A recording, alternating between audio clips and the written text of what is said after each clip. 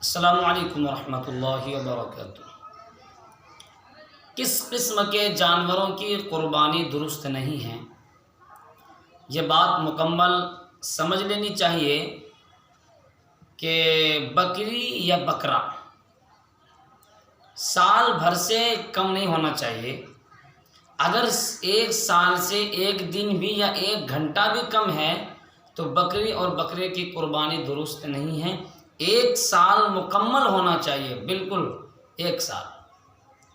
اسی طریقے سے گائے، بیل، بھینس، بھینسا، اس کی عمر 2 سال ہونا ضروری ہے۔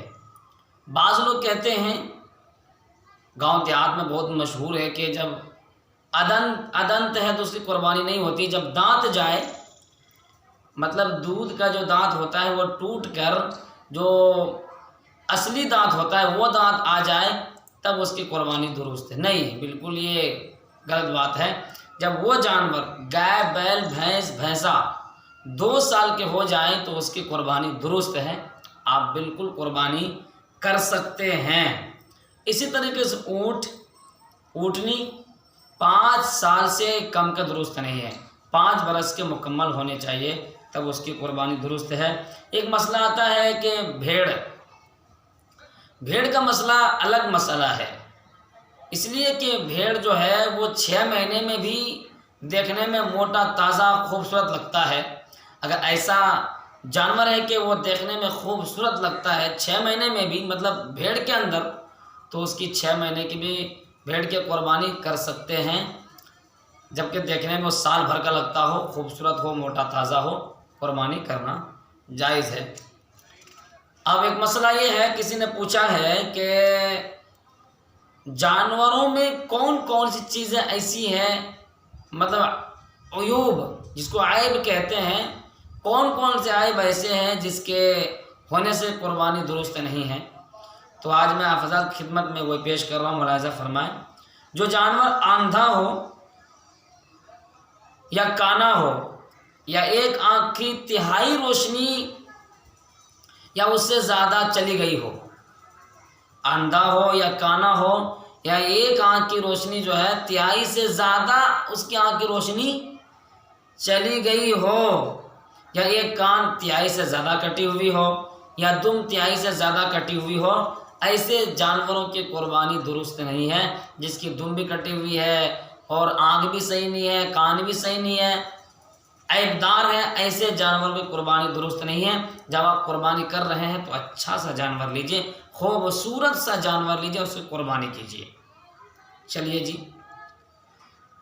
جو جانور اتنا لنگڑا ہے کہ فقط 3 پاؤں سے چلتا ہے، چوتھا پاؤں جو ہے وہ زمین پر نہیں رکھتا، ٹھیک ہے نا، لیکن اس سے چوتھا پاؤں جو ہے وہ زمین پر نہیں رکھ پاتا ہے، تو ایسے جانوروں کی قربانی بھی درست نہیں ہے۔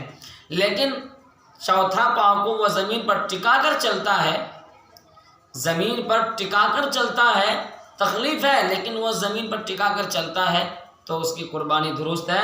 لیکن اگر وہ ایک پاؤں اٹھا کر رکھتا ہے اور لنگڑا ہے تو ایسے جانور کی قربانی بھی درست نہیں ہے۔ جس جانور کے بالکل دانت نہ ہو اس کی قربانی درست نہیں۔ اگر کچھ دانت گر گئے لیکن جتنے گرے ہیں ان سے زیادہ باقی ہیں تو اس کی قربانی درست ہے۔ کچھ دانت گر گئے ہیں لیکن اس سے زیادہ ادھک دانت ابھی جانور کے منہ کے اندر باقی ہے تو ایسے جانور کی قربانی آپ کر سکتے ہیں۔ جس جانور کے پیدائش سے ہی کان نہیں، اس کی بھی قربانی درست نہیں ہے۔ اور اگر کان تو ہیں لیکن بالکل ذرا سے چھوٹے چھوٹے ہیں تو اس کی قربانی درست ہے۔ چھوٹے چھوٹے کان ہیں لیکن چھوٹے چھوٹے کان ہیں، اس کی قربانی درست ہے۔ جس جانور کے پیدائش ہی سے سینگ نہیں یا سینگ تو تھے لیکن ٹوٹ گئے، اس کی قربانی درست ہے۔ البتہ اگر بالکل جڑ سے ٹوٹ گئے ہو تو قربانی درست نہیں ہے۔ ایک ہوتا ہے اوپر سے جو سینگ لمبی ہوتی ہے تو اوپر سے پھلکی ٹوٹ جائے تو اس سے کوئی دقت نہیں، قربانی ہو جائے، لیکن اگر جڑ سے ٹوٹ جائے ہو تو اس کی قربانی درست نہیں، وہ عیب دار ہو گئے۔ اب آپ کو اچھا جانور لینا چاہیے۔ خصی یعنی بدھیا، بکرے اور مینڈے وغیرہ کی بھی قربانی درست ہے۔ جس جانور کے کھجلی خارش ہو اس کی بھی قربانی درست ہے، البتہ اگر خارشت کی وجہ سے بالکل لاغر ہو گیا ہو تو درست نہیں ہے۔ کسی بعض جانور ایسے ہوتے ہیں کہ اس کو پورے بدن میں کھجلی ہو جاتی ہے اور دیکھنے میں عجیب سا لگتا ہے اور بدن بیکار لگتا ہے، جس کی وجہ سے وہ کمزور ہو جاتا ہے، بیمار پڑ جاتا ہے، تو ایسے جانور کی قربانی درست نہیں ہے۔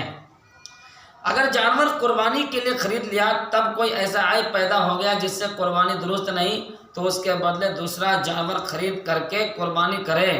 ہاں اگر غریب آدمی ہو جس پر قربانی واجب نہیں تو اس کے واسطے درست ہے کہ وہی جانور قربانی کر دے۔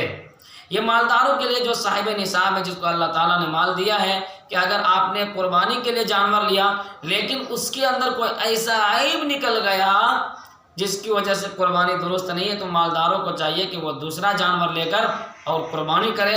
لیکن جو غریب ہیں وہ ایسا نہ کرے بلکہ وہ وہی قربانی کر لیں، اس لیے کہ وہ صاحب نصاب نہیں ہے، جتنا اس کو وسعت ہے وہ اپنے وسعت کے مطابق قربانی کر رہا ہے، بس یہی اس کے لیے کافی، اللہ تعالیٰ اسی کو قبول فرمائے گا۔ لیکن جو مالدار ہے اس کے لیے ضروری ہے کہ وہ دوسرا جانور خریدے اور قربانی کرے۔ ناظرین، آج کا یہ مسئلہ ہم نے آپ حضرات کی خدمت میں پیش کی ہے، آپ ضرور سنیے اور اس کو دوسروں کو شیئر کیجیے۔